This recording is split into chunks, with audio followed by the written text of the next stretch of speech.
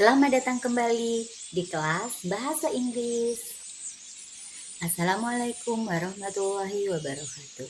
Pada pertemuan yang ketiga ini, kita akan membahas tentang adjektif. Apakah anakku ingat hari ini hari apa? Iya, benar sekali. Apapun harinya, kalian harus ingat bahwa kalian harus selalu belajar bahasa Inggris. Oke? Bagaimanakah cuaca hari ini anakku? Apakah cerah, mendung, atau hujan? Lalu, apa kabarmu hari ini? Yuk, pilih gambar di bawah ini untuk mewakili perasaan kamu sekarang.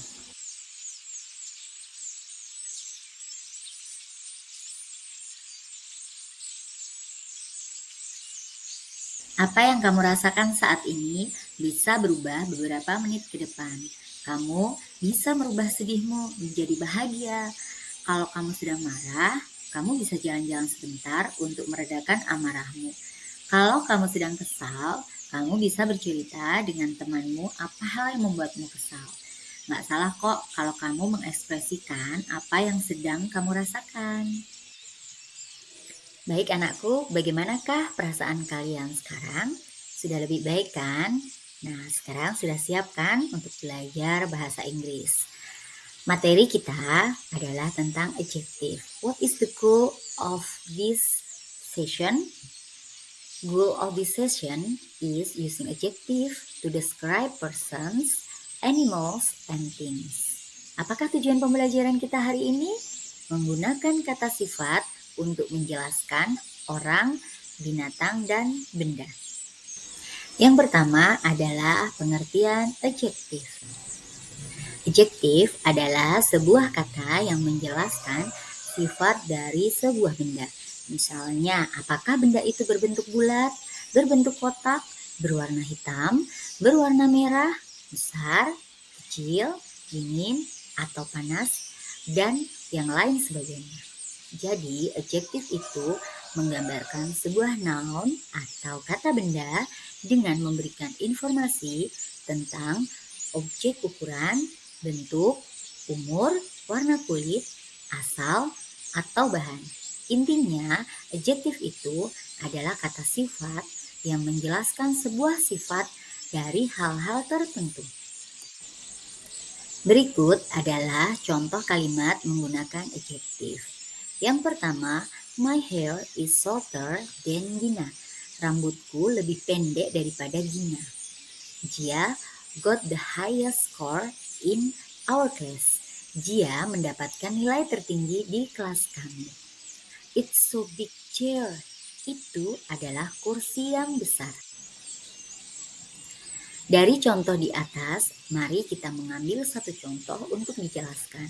Misalnya, dalam kalimat it's a big chair mengandung kata big sebagai adjektif dan chair sebagai noun. Kalimat ini berarti menjelaskan bahwa kursi itu besar atau kursi itu bersifat besar. Jadi, adjektif di sini menunjukkan informasi bentuk dari kursi tersebut. Berikutnya adalah penggunaan kata sifat. Semua kata sifat atau adjektif dalam contoh kalimat di atas menerangkan kata benda yang ada di depannya. Adjektif dapat digunakan pada kata benda dalam bentuk tunggal maupun jamak.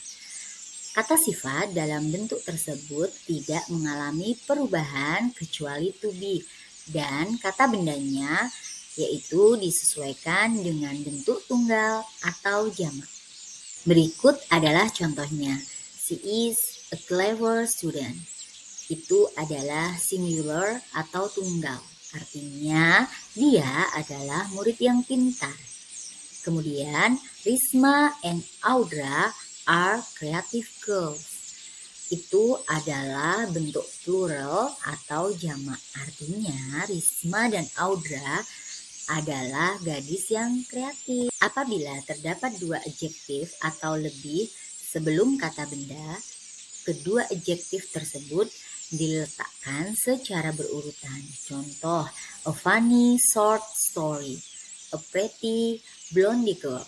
Jika ada lebih dari satu adjektif dalam satu kalimat, maka kamu perlu mengikuti aturan urutan berdasarkan kategori berikut. Yang pertama, opinion. Opinion adalah hal-hal yang bersifat relatif seperti pretty, delicious, cool, nice. Kemudian di urutan kedua adalah size. Size adalah semua ukuran seperti big, tiny, fat, tall. Kemudian di urutan ketiga adalah shape, menjelaskan bentuk seperti square, round, cylindrical. Kemudian di urutan keempat adalah age. Age menjelaskan usia atau umur seperti old, new, young. Yang kelima adalah color. Color adalah warna seperti red, green, blue, and yellow. Kemudian di urutan keenam ada origin. Origin menjelaskan tentang negara atau wilayah asal seperti American, Chinese, Turkish. Kemudian di urutan ketujuh adalah material, menjelaskan bahan utama dari benda tersebut seperti steel dan lain sebagainya. Kemudian di urutan kedelapan adalah purpose, menjelaskan fungsi utama benda tersebut. Umumnya tidak dapat dipisahkan dari kata bendanya, seperti meeting dengan room. Jadi meeting room, seperti itu. Jadi ketika kita mempunyai beberapa kata sifat, maka harus diklasifikasikan dulu, baru diurutkan. Lebih jelasnya, anakku bisa simak ulasannya sebagai berikut. A wonderful old Indonesian bag. Tas tua Indonesia yang indah. Jadi kita urutkan dulu berdasarkan opinion. Kemudian age, kemudian origin. Opinionnya adalah wonderful, kemudian age-nya adalah old, kemudian originnya adalah Indonesian. Jadi urutannya bisa menjadi a wonderful old Indonesian bag. Kemudian contoh keduanya adalah a big square yellow table, meja kotak kuning yang besar. Urutannya adalah size dulu, kemudian shape, kemudian color. Size-nya adalah big, kemudian shape-nya square, kemudian color-nya yellow. Jadi kalimatnya akan menjadi a big square yellow table. Namun, apabila terdapat dua buah atau lebih kata sifat yang menunjukkan warna, keduanya harus dipisahkan dengan kata n di antara adjektif tersebut. Contoh, a black, red, and white shirt. Sebuah baju berwarna hitam, merah, dan putih. Selain ketentuan-ketentuan di atas, adjektif juga pada umumnya ditempatkan setelah to be.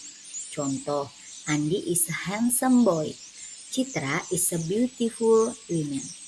Kegunaan berikutnya adalah untuk memohon atau menyuruh dengan kata sifat.